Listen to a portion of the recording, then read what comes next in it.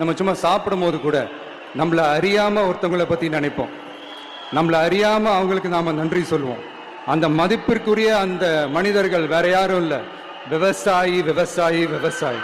அவங்க பார்க்கறதுக்கு வேணா சாதாரணமா இருப்பாங்க, ஆனா அவங்க சாதாரணமான மனிதர்கள்லாம் கிடையாது. இந்த உலகத்தையும் மனிதர்களையும் படைச்சது கடவுள்னு சொல்லுவாங்க, ஆனா அந்த கடவுளுக்கே படையல் போடுற உயர்ந்த மனிதர்கள் தான் நம்ம விவசாயிகள். இந்த பூமியில உயிர் இருக்குது, இந்த பூமியில பூ பூக்கும், காய் காய்க்கும், பூத்து குலுங்கும்னு இந்த பூமியை அழகா காட்டி இந்த பூமியை சாமி ஆக்குறதுல இயற்கையோட சேர்ந்து நம்ம விவசாயிகளுக்கும் ஒரு முக்கிய பங்கு ஒன்று இருக்கு. எனக்கு விவசாயத்தை பத்தி டீட்டெயில்டா தெரியாதுதான், நான் ஒத்துக்கிறேன்.